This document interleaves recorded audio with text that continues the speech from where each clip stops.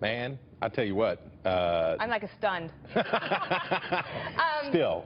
This is what I want to ask you. When we did the podcast TV show last Sunday, we talked about how it was 596 days since the first presidential candidate said he was going to run, and that was Ted Cruz. And because I have a British husband, yes, quite so. Campaigns around the world aren't necessarily as long as ours, and some people wonder, why do you do it this way, where you have a campaign almost for 2 years for President of the United States? Because I know you're tired, I'm tired, everybody worked really hard, the nation's tired of it, but do you think it's about the right amount of time? Well, I think that you could probably execute a campaign in a much shorter period of time, because in about 6 weeks or 8 weeks, so most of the, when we look at the exit polls, most of the people decide long before. So you could, they get locked in. You could call an election for 6 weeks from now, and 80% of the vote is already spoken for without candidates, right? Okay. A Republican versus a Democrat. And then the question is, for that other 20 or 25% of the vote, where do they fall? Could they figure it out in 6 weeks? Probably. But who cares? Because you know what? Free speech is a thing. And what the Supreme Court has ruled, and what we have ruled in our hearts, is that we should not ever consider the idea of limiting people's opportunities to speak out. Somebody has probably already decided that he's going to run for president. Somebody has probably already declared. Probably that same person. Right, exactly. And in 2020. And there's nothing wrong with it, right? Let him go. Let him go. Well, and you are auditioning, or you want the biggest job in the world, the leader of the free world. You want to be the CEO of the United States of America. But there is something to be said for, and I do believe this is true, as we move forward, celebrity, name recognition, basically the way it works in politics is, used to work in politics, you get a record and then you get famous. And the way that you get famous, you know, you're famous in your own state, or you're famous where you have been governing or working, and then it costs a lot of money. You have to raise a lot of money to become famous in the whole country. And you have to become famous in the way that celebrities are famous. Barack Obama is a very good example. A guy who had a high profile, but outside of Illinois, probably not known that much. By the time he is... But when he gave the convention speech for the Democrats in 2004, everyone was like, wow, who's this? I remember I got to meet him in February 2005.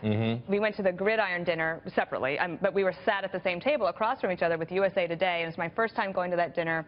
I was like, wow, I get to sit across from the junior senator from Illinois. He'd been in town about 10 days. When I got home that night, my husband said, so how was it? And I said, Peter, I got to tell you, I met Barack Obama, the senator from Illinois, and I think he could be president in like 20 years. Wah, wah. 4 years later, he was the president. But when you were talking to him, and you knew him, and your husband knew who he was, and he was a freshman senator, he probably had a national... No, not even close. He probably had a national name identification of 20%. Maybe, right. Nobody knew him. Right. So there were 3 people when we started running. And by the way, this is the final installment of us. It is. It is. And we've enjoyed it, being with you. We've enjoyed it immensely. But as we look back over the course of this election, there were 3 people that started with essentially 100% name identification, which is where everybody ends up. No matter who you are, when you finish running for president, you have 100% name identification. But the 3 people were Jeb Bush, Hillary Clinton, and Donald Trump. And the question about the future, and the question going forward is there going to be time in our media culture, in what we're doing, is there going to be time for people to get to 100%, or does the future belong to people who are already famous? That's interesting. I wanted to ask you about, obviously, the end result. We've had a dispute on the podcast and on the show, because you've made fun of me for a while. Last May, I said that I could see a scenario, because Donald Trump was so popular, that he could win the popular vote but lose to Hillary Clinton in the Electoral College. But I mocked you. You mocked me. Yes. And so now, it ended up that the reverse was true. Right. Hillary Clinton won the popular vote, hitting her target, and that was about the national polls. Right. But she loses in the Electoral College. So 4 times in American history now have Republicans won the presidency through the Electoral College, but not won the popular vote. Democrats are reminded of this, and then they do stuff like march down 6th Avenue in New York. And Philly, and Los Angeles, Chicago. And they're angry. They're like, what's this Electoral College you speak of? Electoral College, this is so bad. And for Republicans, it just works better because they're the country mice, and the Republicans are the Democrats are the city mice. Republicans live out, and Democrats live in. The closer you are to a center of population, the more likely you are to be a Democrat. That works well in the Electoral College because of states like yours and states like mine. Yeah.